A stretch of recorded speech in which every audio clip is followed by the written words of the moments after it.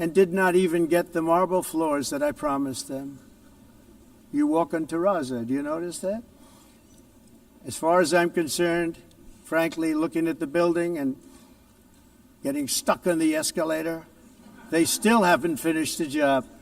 They still haven't finished. That was years ago. The project was so corrupt that Congress actually asked me to testify before them on the tremendous waste of money, because it turned out that they had no idea what it was, but they knew it was anywhere between $2 and $4 billion as opposed to $500 million with a guarantee.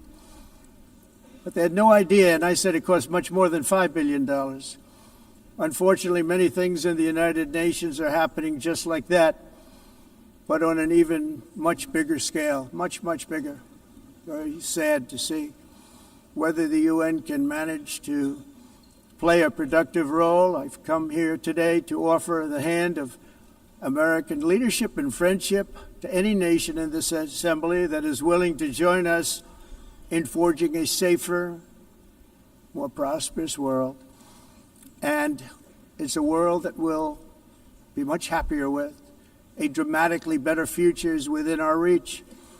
But to get there, we must reject the failed approaches of the past and work together to confront some of the greatest threats in history.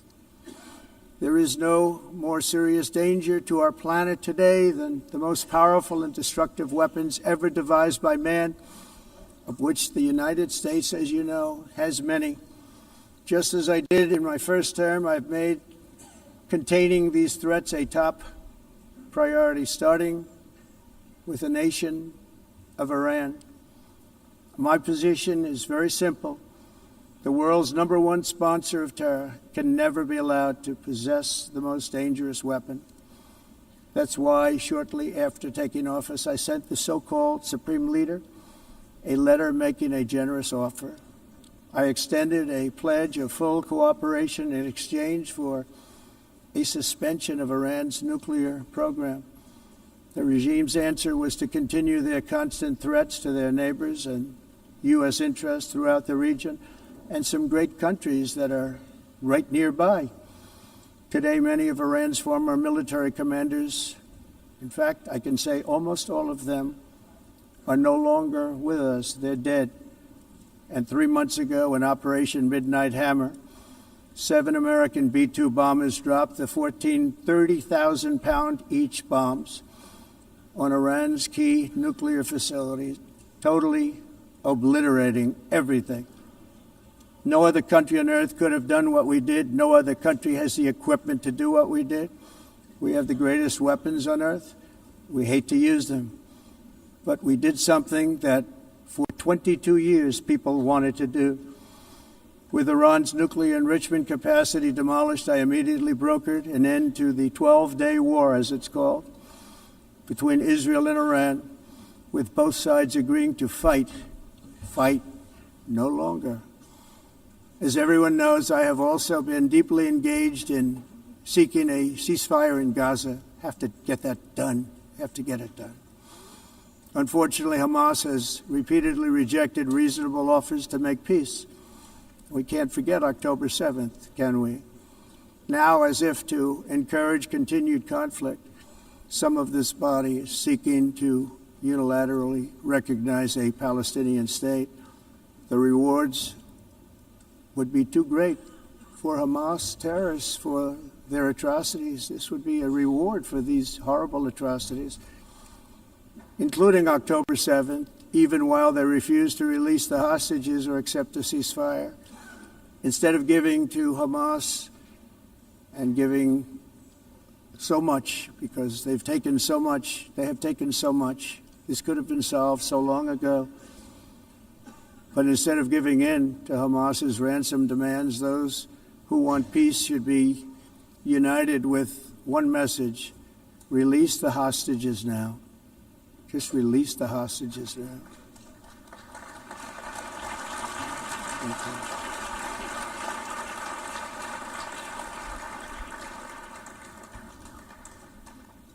Thank you. As we've got to come together, and we will come together, got to get it done. We have to stop the war in Gaza immediately. We have to stop it. We have to get it done. We have to negotiate. Immediately have to negotiate peace. We got to get the hostages back. We want all 20 back. We don't want 2 and 4. As you know, I got, along with Steve Witkoff and others that helped us, Marco Rubio, we got most of them back. We were involved in all of them. But I always said the last 20 are going to be the hardest, and that's exactly what happened. We have to get them back now. We don't want to get back 2, and then another 2, and then 1, and then 3. Have this process. No, we want them all back, and we want the actually 38 dead bodies back too. Those parents came to me, and they want them back, and they want them back very quickly and very badly, as though they were alive. They want them. They want them every bit as much as if their son or daughter were alive. I've also been working relentlessly, stopping the killing in Ukraine. I thought that would be, of the 7 wars that I stopped, I thought that would be the easiest because of my relationship with President Putin, which had always been a good one. I thought that was going to be the easiest one. But, you know, in war, you never know what's going to happen. There are always lots of surprises, both good and bad. Everyone thought Russia would win this war in 3 days, but it didn't work out that way. It was supposed to be just a quick little skirmish. It's not making Russia look good. It's making them look bad. No matter what happens from here on out, this was something that should have taken a matter of days, certainly less than a week. And they've been fighting for 3.5 years and killing anywhere from 5,000 to 7,000 young soldiers, mostly soldiers, on both sides, every single week, from 5,000 to 7,000 dead young people, and some in cities, much smaller numbers, where rockets are shot, where drones are dropped. This war would never have started if I were president. This was a war that should have never happened. It shows you what leadership is, what bad leadership can do to a country. Look what happened to the United States, and look where we are right now in just a short period of time. The only question now is how many more lives will be needlessly lost on both sides. China and India are the primary funders of the ongoing war by continuing to purchase Russian oil. But inexcusably, even NATO countries have not cut off much Russian energy and Russian energy products, which, as you know, I found out about 2 weeks ago, and I wasn't happy. Think of it. They're funding the war against themselves. Who the hell ever heard of that one? In the event that Russia is not ready to make a deal to end the war, then the United States is fully prepared to impose a very strong round of powerful tariffs, which would stop the bloodshed, I believe, very quickly. But for those tariffs to be effective, European nations, all of you are gathered here right now, would have to join us in adopting the exact same measures. I mean, you're much closer to this. We have an ocean in between. You're right there. And Europe has to step it up. They can't be doing what they're doing. They're buying oil and gas from Russia while they're fighting Russia. It's embarrassing to them, and it was very embarrassing to them when I found out about it, I can tell you that. But they have to immediately cease all energy purchases from Russia. Otherwise, we're all wasting a lot of time. So I'm ready to discuss this. We're going to discuss it today with the European nations, all gathered here. I'm sure they're thrilled to hear me speak about it, but that's the way it is. I like to speak my mind and speak the truth.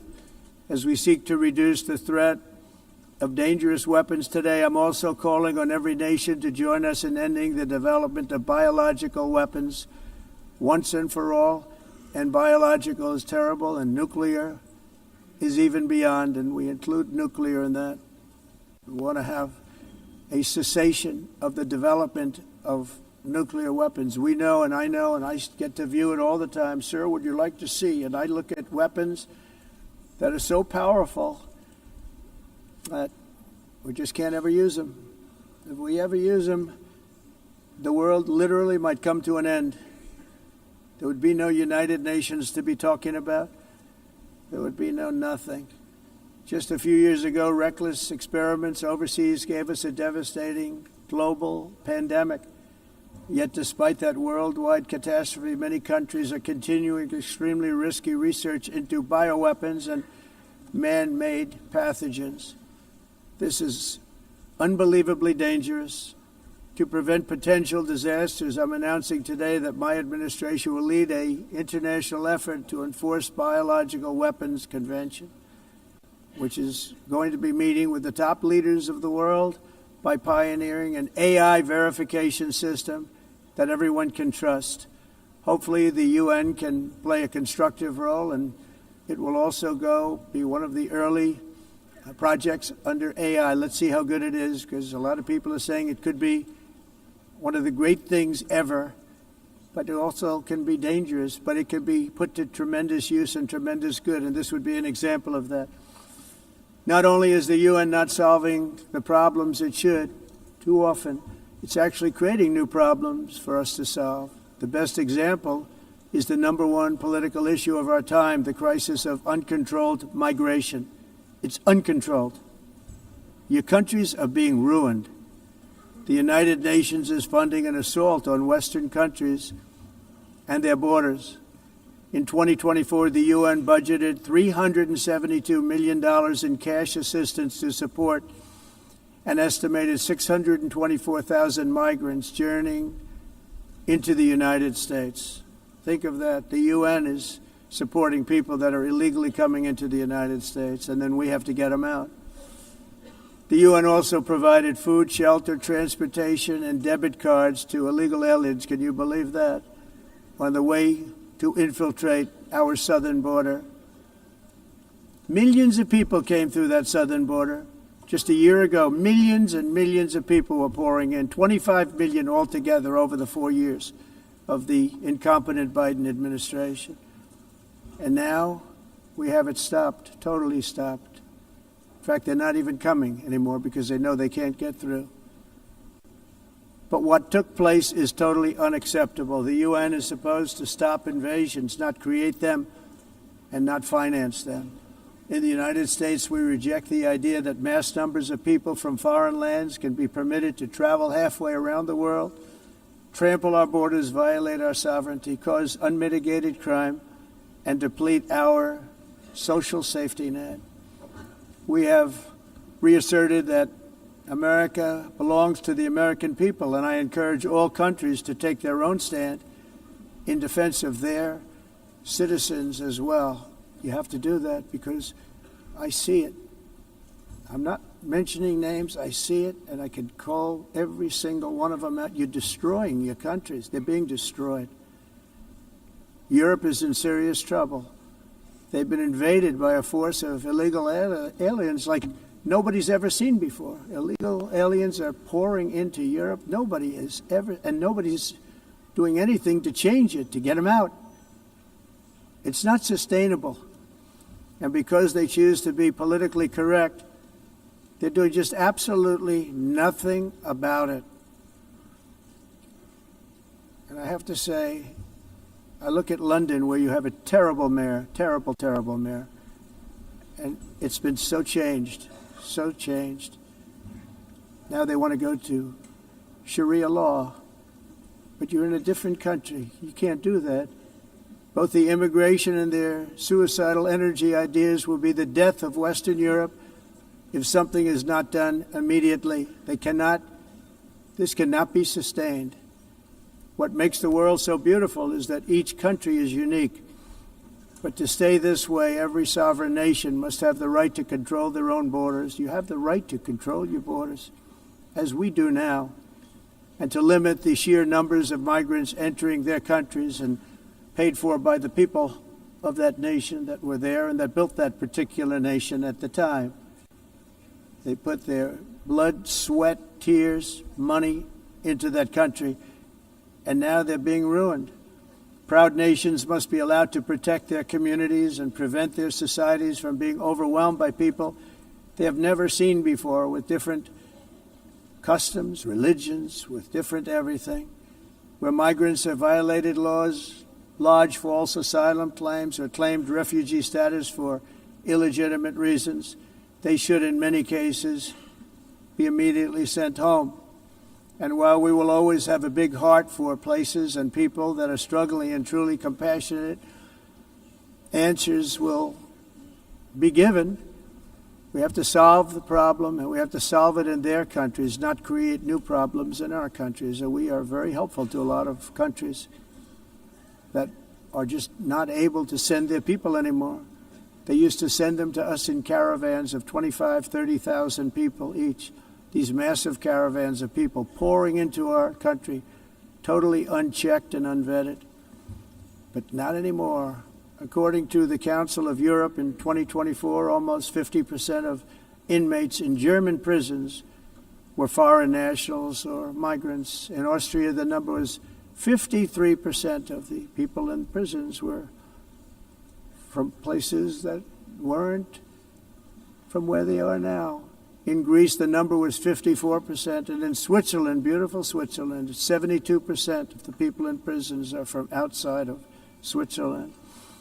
When your prisons are filled with so-called asylum seekers who repaid kindness, and that's what they did. They repaid kindness with crime. It's time to end the failed experiment of open borders. You have to end it now. See, I can tell you, I'm really good at this stuff. Your countries are going to hell. In America, we've taken bold action to swiftly shut down uncontrolled migration. Once we started detaining and deporting everyone who crossed the border and removing illegal aliens from the United States, they simply stopped coming. They're not coming anymore. We're getting a lot of credit, but they're not coming anymore. This was a humanitarian act for all involved, because on the trips up, thousands of people a week were dying. Women were being raped. Nobody's ever seen anything like it. Raped, horribly beaten, raped. On the trip up, the journey up, it was a long walk. It was a long, arduous journey, indeed. And it was also a historic victory against human trafficking throughout the region. What we did was a victory, and we saved so many lives of people that wouldn't make the journey. That journey was loaded up with death. Loaded up with death. Dead bodies all along the roads of jungles to get up. They go through jungles, they go through areas so hot you couldn't breathe. They were dying of suffocation, areas so hot that you couldn't breathe. Dead bodies all over. By them not coming, we're saving tremendous numbers of lives. My people have done a fantastic job in doing what they did, and the American public agrees with it. I mean, I was very proud to see this morning I have the highest poll numbers I've ever had. Part of it is because of what we've done on the border. I guess the other part is what we've done on the economy. Joe Biden's policies empowered murderous gangs, human smugglers, child traffickers, drug cartels, and prisoners from all over the world.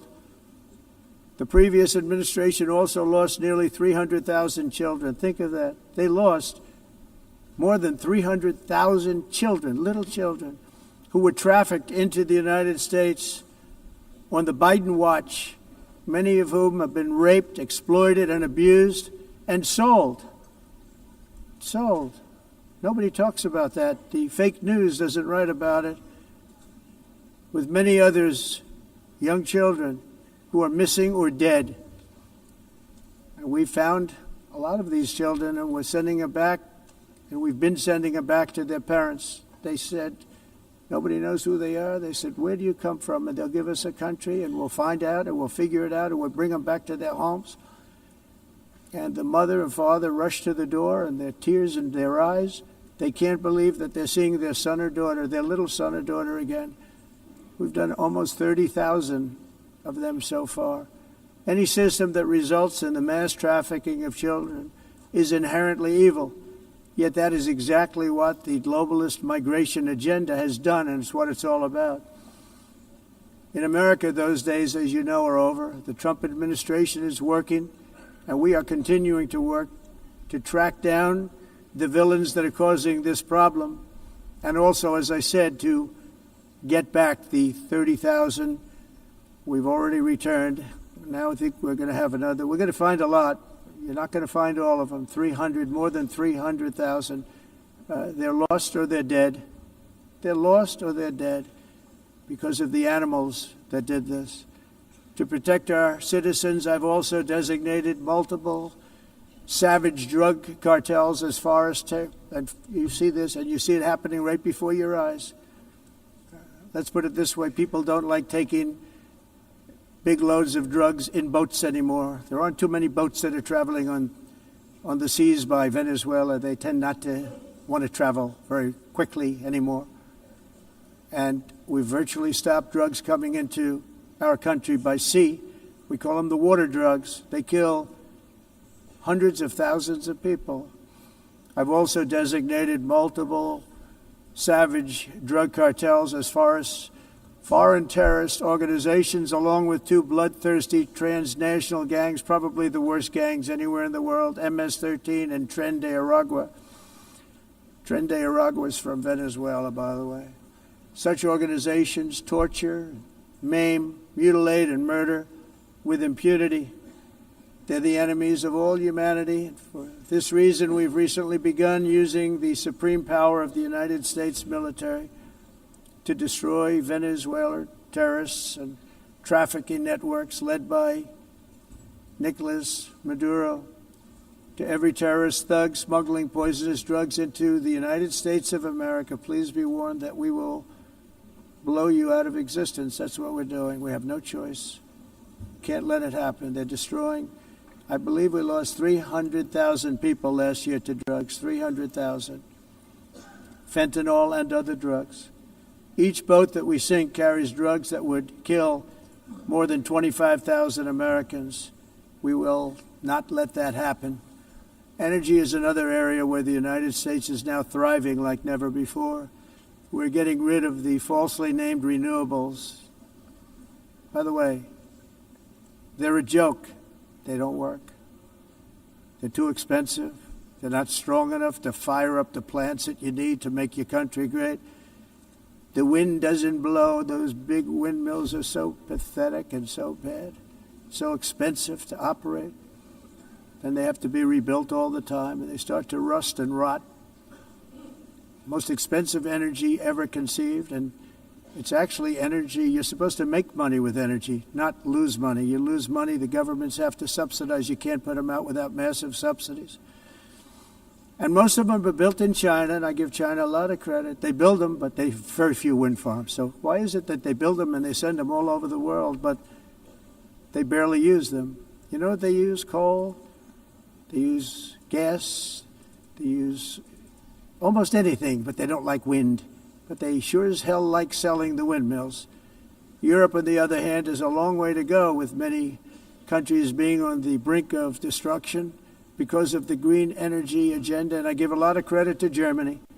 Germany was being led down a very sick path, both on immigration, by the way, and on energy. They were going green, and they were going bankrupt. And the new leadership came in, and they went back to where they were with fossil fuel and with nuclear, which is good. It's now safe. You can do it properly. But they went back to where they were, and they opened up a lot of different plants, energy producing plants, and they're doing well. I give Germany a lot of credit for that. They've said this is a disaster, what's happening. They were going all green. All green is all bankrupt. That's what it represents. And it's not politically correct. I'll be very badly criticized for saying it, but I'm here to tell the truth. I don't care. It doesn't matter to me. I'm in New York City. I'm feeling a lot safer. Crime, we're getting crime down. And by the way, speaking of crime, Washington, D.C. Washington, D.C. was the crime capital of America. Now it's after 12 days, it's a totally safe city. Everyone's going out to dinner. They're going out to restaurants. Your wife can walk down the middle of the street with or without you. Nothing's going to happen. My people have done a fantastic job. And yes, I called in the National Guard, and the National Guard took care of business. And they weren't politically correct, but they took care of business. We got 1,700 career criminals out, brought them back to where they came from, the countries where they came from, or put them in jails. Washington, D.C. is now a totally safe city again. and I welcome you to come. In fact, we'll have dinner together at a local restaurant, and we'll be able to walk. We don't have to go by an armor-plated vehicle. We'll walk right over there from the White House. They've given up their powerful edge, a lot of the countries that we're talking about, in oil and gas, such as essentially closing the great North Sea oil. Oh, the North Sea, I know it so well. Aberdeen was the oil capital of Europe, and there's tremendous oil that hasn't been found in the North Sea. Tremendous oil. And I was with the Prime Minister I respect and like a lot, and I said, you're sitting with the greatest asset. They essentially closed it by making it so highly taxed that no developer, no oil company can go there. They have tremendous oil left, and more importantly, they have tremendous oil that hasn't even been found yet. And what a tremendous asset for the United Kingdom. And I hope the Prime Minister is listening, because I told it to him 3 days in a row. That's all he heard. North Sea oil, North Sea, because I want to see them do well. I want to stop seeing them ruining that beautiful Scottish and English countryside with windmills and massive solar panels that go 7 miles by 7 miles, taking away farmland. But we're not letting this happen in America. In 1982, the executive director of the United Nations Environmental Program predicted that by the year 2000, climate change would cause a global catastrophe. He said that it will be irreversible, as any nuclear holocaust would be. This is what they said at the United Nations.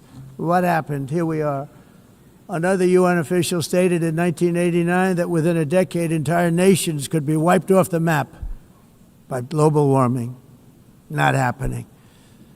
You know, it used to be global cooling. If you look back years ago in the 1920s and the 1930s, they said, global cooling will kill the world. We have to do something.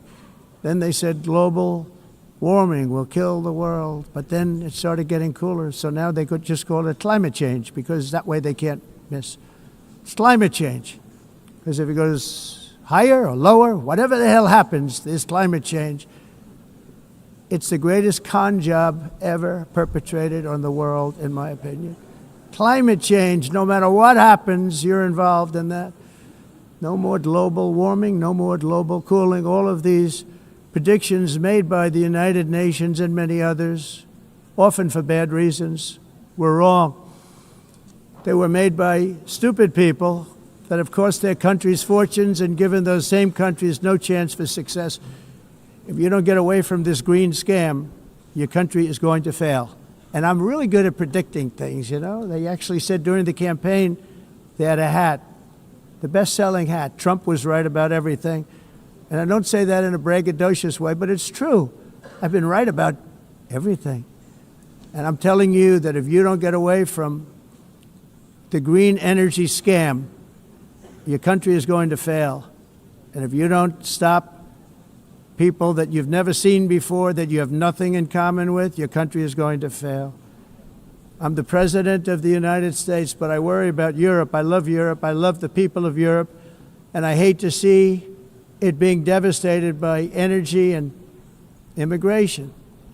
This double-tailed monster destroys everything in its wake, and they cannot let that happen any longer. You're doing it because you want to be nice. You want to be politically correct, and you're destroying your heritage. They must take control strongly and immediately of the unmitigated immigration disaster and the fake energy catastrophe before it's too late. The carbon footprint is a hoax made up by people with evil intentions, and they're heading down a path of total destruction. You know, the carbon footprint was a big, big thing a few years ago. I remember hearing about the carbon footprint, and then President Obama would get into Air Force One, a massive Boeing 747, and not a new one, an old one with old engines that spew everything into the atmosphere. He'd talk about the carbon footprint, we must do so. Then he'd get in and he'd fly from Washington to Hawaii to play a round of golf. And then he'd get back onto that big, beautiful plane and he'd fly back and he'd talk about, again, global warming, and the carbon footprint. It's a con job. At extreme cost and expense, Europe reduced its own carbon footprint by 37%. Think of that. Congratulations, Europe. Great job. You cost yourself a lot of jobs, a lot of factories closed, but you reduced the carbon footprint by 37%. However, for all of that sacrifice and much more, it's been totally wiped out and then some by a global increase of 54%.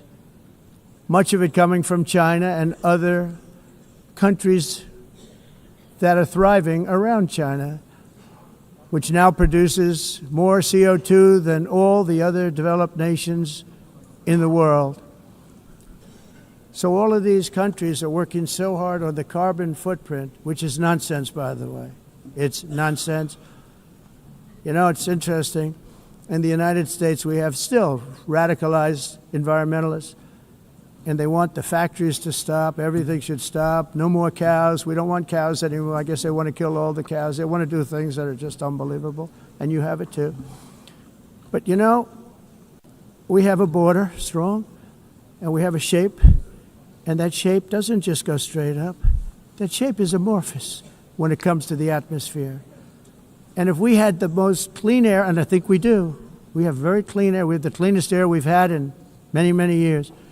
But the problem is that other countries, like China, which has air that's a little bit rough, it blows. And no matter what you're doing down here, the air up here tends to get very dirty because it comes in from other countries where their air isn't so clean. And the environmentalists refuse to acknowledge that. Same thing with garbage. In Asia, they dump much of their garbage right into the ocean. And over about a 1 week and 2 week journey, it flows right past Los Angeles. You've seen it. Massive amounts of garbage, almost too much to do anything about, flowing past Los Angeles, past San Francisco, and then somebody will get in trouble because he dropped a cigarette on the beach. The whole thing is crazy. The primary effect of these brutal green energy policies has not been to help the environment, but to redistribute manufacturing and industrial activity from developed countries that follow the insane rules that are put down to polluting countries that break the rules and are making a fortune. They're making a fortune. European electricity bills are now 4 to 5 times more expensive than those in China, and 2 to 3 times higher than the United States. And our bills are coming way down. You probably see that our gasoline prices are way down. You know, we have an expression, drill, baby, Nós drill. reduzimos And os that's what we're custos doing. de We're gonna be energia much lower in a porque year from now. nós faremos They've come como way down over the last year. vamos fazer As a tudo result, isso, reduzir os every custos de energia air conditioner e os is custos like diminuíram nos Estados Unidos. very uncommon to see one in some of these countries Por exemplo, because se você the olhar electric costs are so high. So while nos the U.S. has países approximately faturas de 1,300 heat-related deaths Nós não annually, it's a lot. climatizamos, Europe loses mas more nós than nos Estados Unidos 175,000 people to heat conseguimos deaths each year. usar eles e evitar aumento da temperatura, porque é muito caro também usar All nada in the e name ninguém of pretending to stop the global Tudo isso warming hoax. The entire globalist a concept of asking successful industrialized nations to inflict Esse pain on agenda themselves mundialista não and tem nenhum radically sentido. disrupt their entire societies must be rejected completely and totally, and it must be immediate. That's why in America I withdrew from the fake Paris Climate Accord, where, by the way, America was paying so much more than every country. Others weren't paying. China didn't have to pay until 2030. Russia was given an old standard that was easy to meet, a 1990 standard. But for the United States, we're supposed to pay like $1 trillion. And I said, this is another scam. The fact is, the United States has been taken advantage of by the world for many, many years, but not any longer, as you probably noticed. I unleashed massive energy production and signed historic executive orders to hunt for oil, but we don't have to do much hunting because we have the most oil of any nation anywhere, oil and gas in the world. And if you add coal, We have the most of any nation in the world. Clean, I call it clean, beautiful coal. You can do things today with coal that you couldn't have done 10 years ago, 15 years. So I have a little standing order in the White House. Never use the word coal, only use the words clean, beautiful coal. Sounds much better, doesn't it? But we stand ready to provide any country with abundant, affordable energy supplies if you need them, when most of you do. We're proudly exporting energy all over the world. We're now the largest exporter. In the United States, we want trade and robust commerce with all nations, everybody. We want to help nations. We're going to help nations. But it must also be fair and reciprocal. The challenge with trade is much the same with climate. The countries that followed the rules, all their factories have been plundered. It's really sad to watch. They've been broken.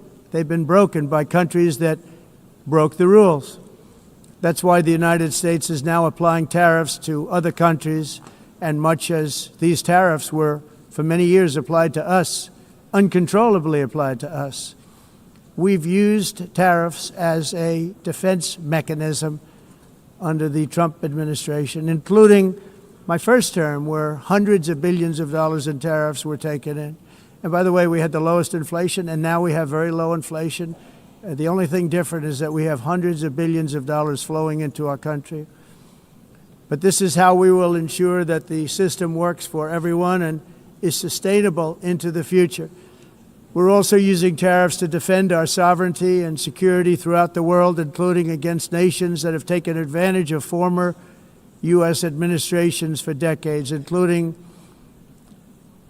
the most corrupt, incompetent administration in history, the sleepy Joe Biden administration. Brazil now faces major tariffs in response to its unprecedented efforts to interfere in the rights and freedoms of our American citizens and others, with censorship, repression, weaponization, judicial corruption, and targeting of political critics in the United States. I have a little problem saying this because I must tell you, I was walking in and the leader of Brazil was walking out. We saw him and I saw him, he saw me, and we embraced. And then I'm saying, can you believe I'm going to be saying this in just 2 minutes? But we actually agreed that we would meet next week. We didn't have much time to talk, like about 20 seconds. They were in retrospect, I'm glad I waited because this thing didn't work out too well. But we did talk. We had a good talk, and we agreed to meet next week, if that's of interest. But he seemed like a very nice man, actually. He liked me, I liked him. But if you, and I only do business with people I like. When I don't like them, I don't like them. But we had, at least for about 39 seconds, we had excellent chemistry. It's a good sign. But also in the past, Brazil, can you believe this, unfairly tariffed our nation, but now because of our tariffs, we are hitting them back, and we're hitting them back very hard. As president, I will always defend our national sovereignty and the rights of American citizens. So I'm very sorry to say this, that Brazil is doing poorly and will continue to do poorly. They can only do well when they're working with us. Without us, they will fail, just as others have failed. It's true. Next year, the United States will celebrate the 250th anniversary of our glorious independence, a testament to enduring power and American freedom and spirit. We will also be proudly hosting the 2026 FIFA World Cup, and shortly thereafter the 2028 Olympics, which is going to be very exciting. I hope you all come. I hope that countless people from all over the globe will take part of these will be great celebrations of liberty and human achievement, and that together we all can rejoice in the miracles of history that began in July 4th, 1776, when we founded the light to all nations. And it's something really that an amazing thing came out of that date. It's called the United States of America. In honor of this momentous anniversary, I hope that all countries who find inspiration in our example will join us in renewing our commitment and values and those values, really, that we hold so dear together. Let us defend free speech and free expression. Let us protect religious liberty, including for the most persecuted religion on the planet today. It's called Christianity. And let us safeguard our sovereignty and cherish qualities that have made each of our nations so special, incredible, and extraordinary. In closing, I just want to repeat that immigration and the high cost of so-called green renewable energy is destroying a large part of the free world and a large part of our planet. Countries that cherish freedom are fading fast because of their policies on these two subjects. You need strong borders and traditional energy sources if you are going to be great again. Whether you have come from north or south, east or west, near or far, every leader in this beautiful hall today represents a rich culture, a noble history, and a proud heritage that makes each nation majestic and unique, unlike anything else in human history or any other place on the face of the earth. From London to Lima, from Rome to Athens, from Paris to Seoul, from Cairo to Tokyo and Amsterdam to right here in New York City, we stand on the shoulders of the leaders and legends, generals and giants, heroes and titans who won and built our beloved nations, all of our nations, with their own courage, strength, spirit, and skill. Our ancestors climbed mountains, conquered oceans, crossed deserts, and trekked over wide open plains. They charged into thunderous battles, plunged into grave dangers, and they were soldiers and farmers and workers and warriors and explorers and patriots. They built towns into cities, tribes into kingdoms, ideas into industries, and small islands into mighty empires. You're a part of all of that. They were champions for their people who never gave up and who never, ever gave in. Their values defined our national identities. Their visions forged our magnificent destiny. Everybody in this room is a part of it in your own way. Each of us inherits the deeds and the myths, the triumphs, the legacies of our own heroes and founders who so bravely showed us the way. Our ancestors gave everything for homelands that they defended with pride, with sweat, with blood, with life, and with death. Now the righteous task of protecting the nations that they built belongs to each and every one of us. So together let us uphold our sacred duty to our people and to our citizens. Let us protect their borders, ensure their safety, preserve their cultures, treasure, and traditions, and fight, fight, fight for their precious dreams and their cherished freedoms.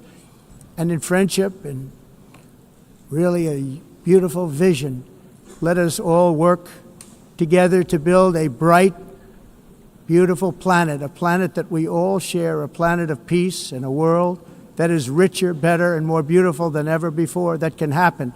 It will happen. It will happen, and I hope it can happen and start right now, right at this moment. We'll turn it around. We're going to make our countries better, safer, more beautiful. We're going to take care of our people. Thank you very much. It's been an honor. God bless the nations of the world. Thank you very much. Bye.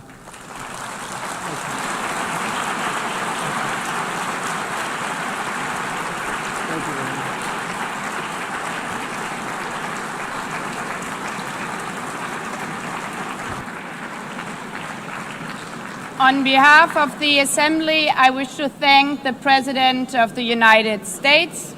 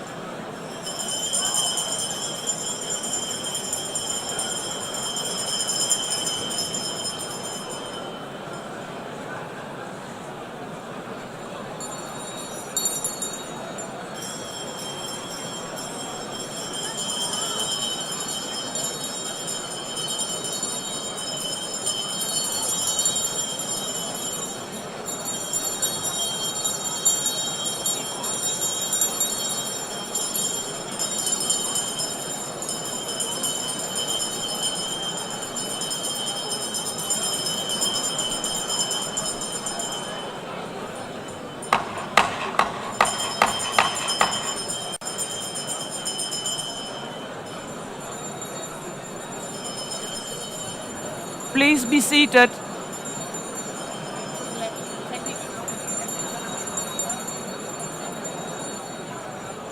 Please be seated.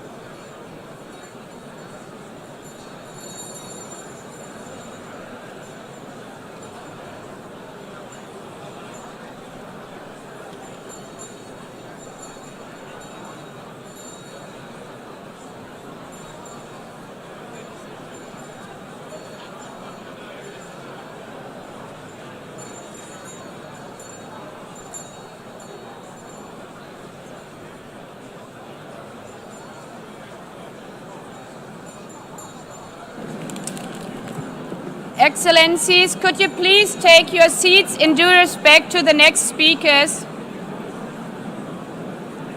The second row, could you please take your seat right now?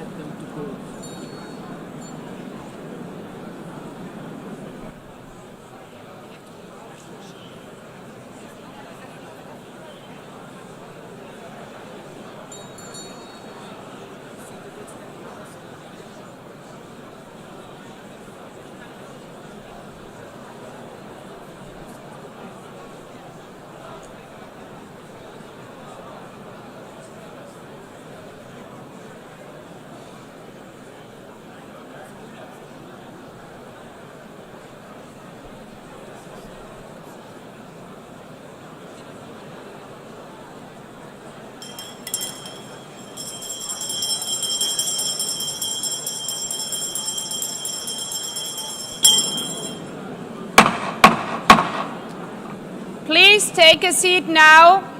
With due respect to the next speakers, I would kindly ask to gentlemen in the left row, please take your seats. We will continue.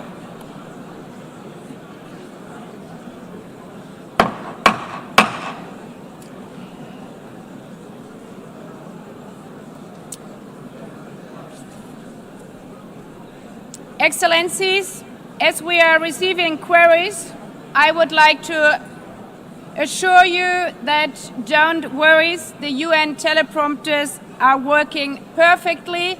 And by this technical note, I would like to call on the next speaker. The Assembly will hear an address by His Excellency Prabowo Subianto, President of the Republic of Indonesia.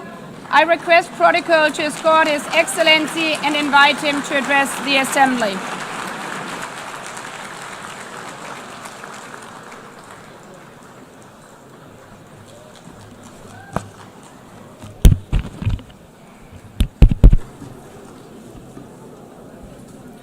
His Excellency Mr. Antonio Guterres, Secretary General of the United Nations, Her Excellency Madame Annalena Baerbock, President of the United Nations General Assembly,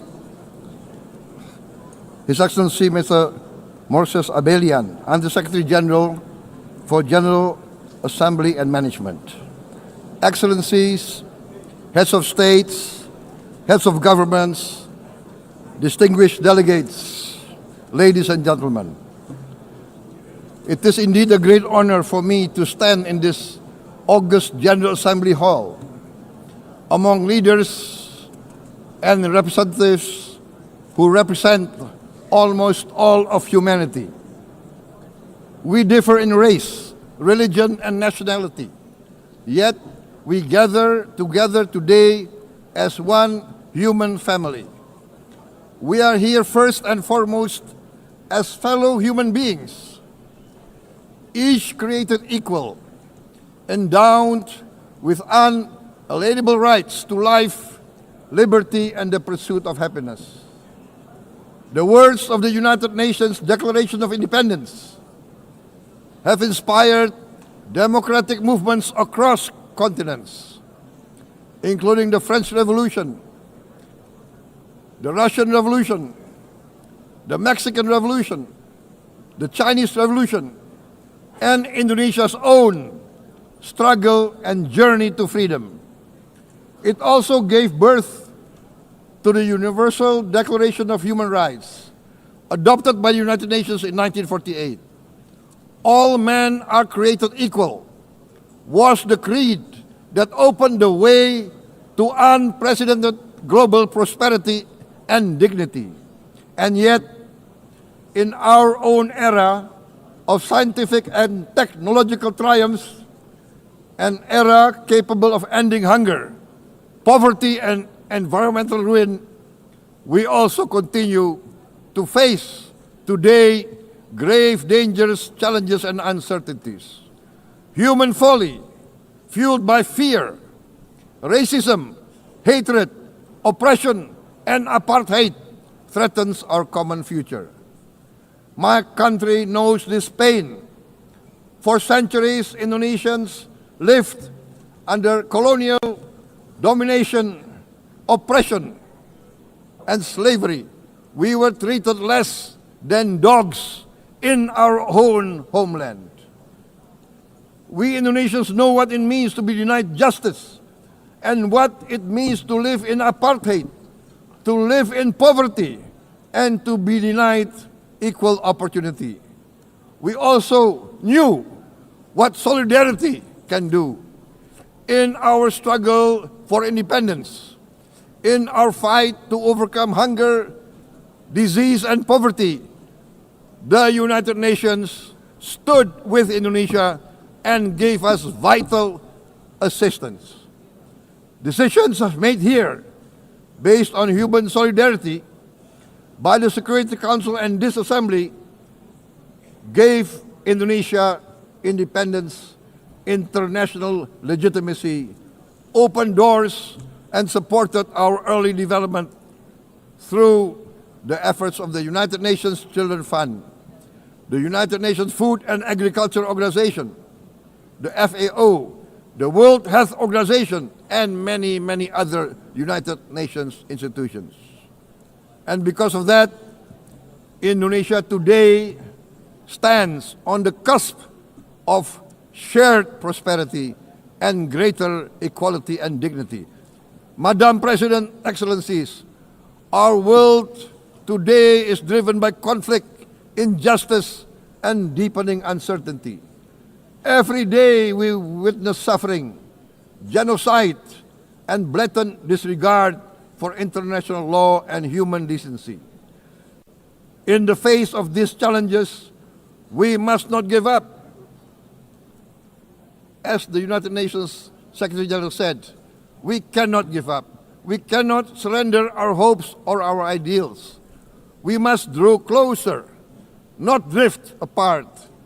Together we must strive to achieve our hopes, our dreams. The United Nations was born from the ashes of the Second World War that claimed scores of millions of lives. It was created to secure peace, security, justice, and freedom for all. We remain committed to internationalism, to multilateralism, and to every effort that strengthens this great institution. Today, Indonesia is nearer than ever before to meeting the sustainable development goals of ending extreme poverty and hunger. Because years ago, this very chamber chose to listen and uphold social and economic justice, we will never forget. And today, we must never be silent while Palestinians are denied that same justice and legitimacy in this very hall. Excellencies, Thucydides warned, the strong do what they can, the weak suffer what they must. We must reject this doctrine. The United Nations exist to reject this doctrine. We must stand for all, the strong and the weak. Might cannot be right. Right must be right. Indonesia today is one of the largest contributors to United Peacekeeping Forces. We believe in the United Nations. We will continue to serve where peace needs guardians, not with just words, but with boots on the ground. If and when the United Nations Security Council and this great assembly decide Indonesia is prepared to deploy 20,000 or even more of our sons and daughters to help secure peace in Gaza or elsewhere, in Ukraine, in Sudan, in Libya, everywhere when the peace needs to be enforced, peace needs to be guarded, we are ready. We will take our share of the burden, not only with our sons and daughters, we are also willing to contribute financially to support the great mission to achieve peace by the United Nations. Madam President, Excellencies, I propose to this Assembly a message of hope and optimism, grounded in action and execution. Today, we heard the speech of Madam President, the President of the United Nations General Assembly. Yes, it is true what she said. Without the International Civil Aviation Organization, will we be here today? Will we sit in this great hall? Without the United Nations, we cannot be safe. No country can feel secure. We need the United Nations, and Indonesia will continue to support the United Nations. Even though we still struggle, but we know the world needs a strong United Nations. The world's population is growing. Our planet is under strain. Food, energy, and water insecurity haunt many nations. We choose to answer these challenges directly at home and to help abroad wherever we can. This year, Indonesia recorded the highest rice production and grain reserves in our history. We are now self-sufficient in rice, and we are starting now to export rice to other nations in need, including providing rice for Palestine. We are building resilient food supply chains, strengthening farmer productivity, investing in climate-smart agriculture to ensure food security for our children and for the children of the world. We are confident in a few years' time, Indonesia will be the granary of the world. As the world's largest island state, we testify before you that we are already experiencing the direct consequences of climate change, particularly the threat of rising sea levels. The sea level on the north coast of our capital city is increasing by 5 centimeters every year. Can you imagine in 10 years? Can you imagine in 20 years? For this, we are forced to build a giant seawall, 480 kilometers in length. It will take us maybe 20 years, but we have no choice. We have to start now. Therefore, we choose to confront climate change not by slogans, but by immediate steps. We are committed to meeting our 2015 Paris Agreement obligations. We aim to achieve net zero emission by 2060, and we are very confident we can achieve net zero emission much earlier. We aim to reforest more than 12 million hectares of degraded forest, to reduce forest degradation, to empower local communities with quality green jobs for the future. Indonesia is shifting decisively from fossil fuel-based development towards renewable-based development. From next year, most of our additional power generation capacity will come from renewables.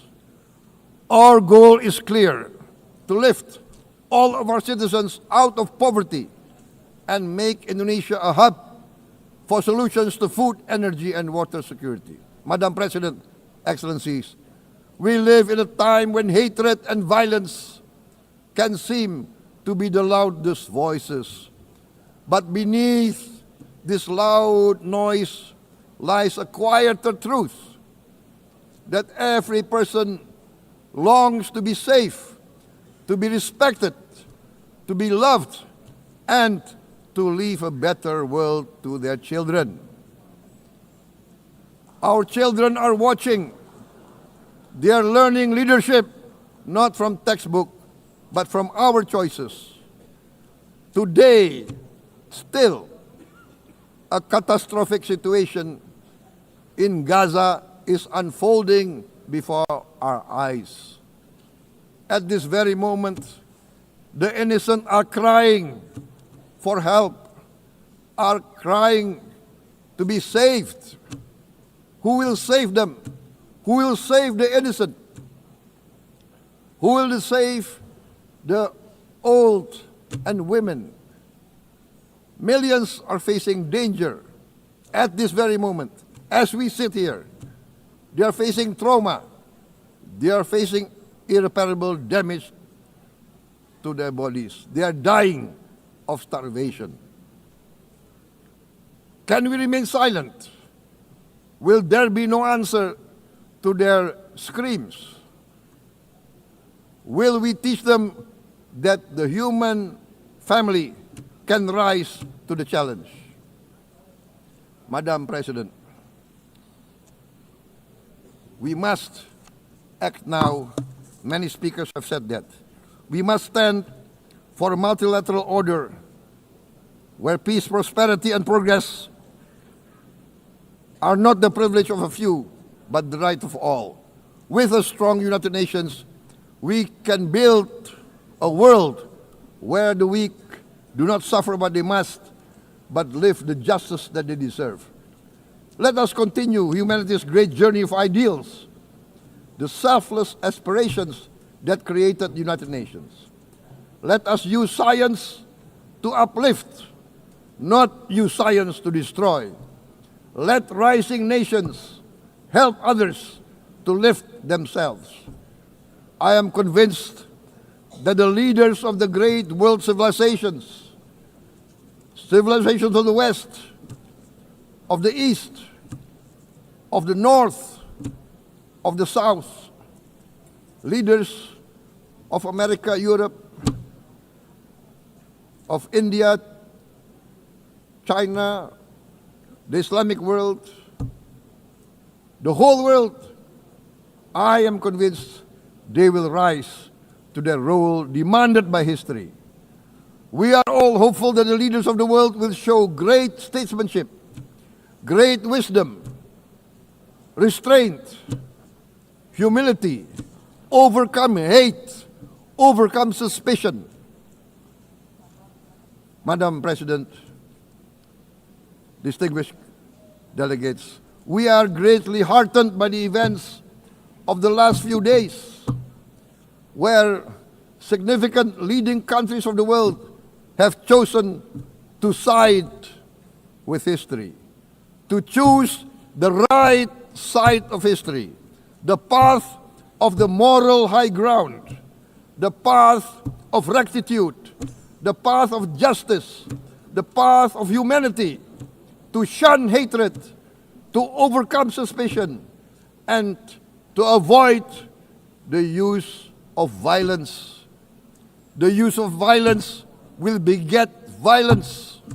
No one country can bully the whole community of the human family.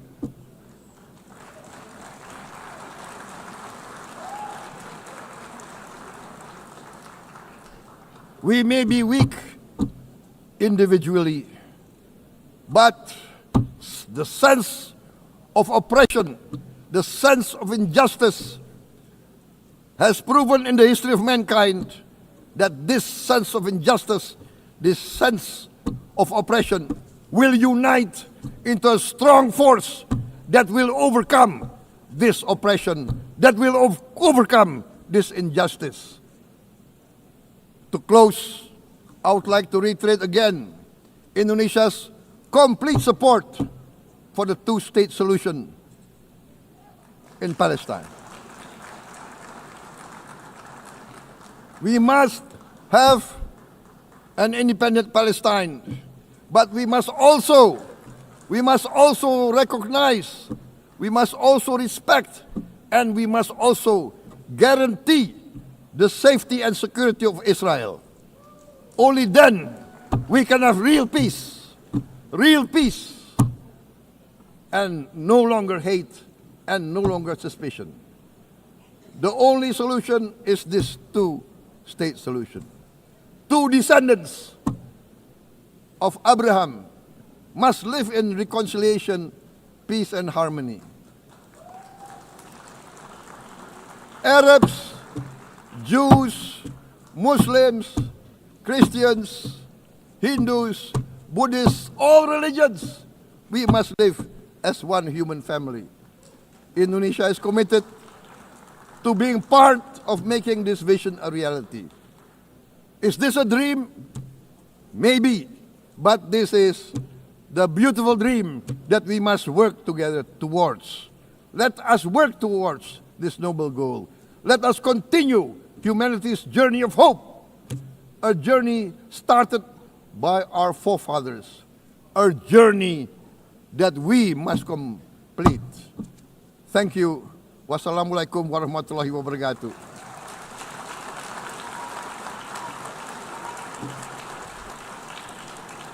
Shalom.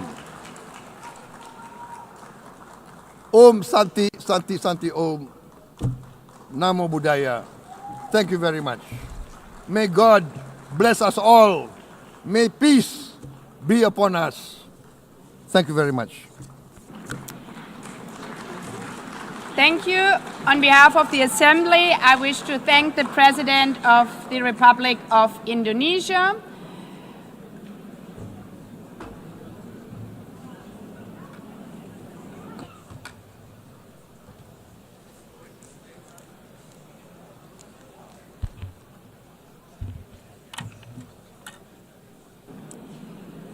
The Assembly will hear an address by His Excellency Recep Tayyip Erdogan, President of the Republic of Turkey. I request protocol to escort His Excellency and invite him to address the Assembly.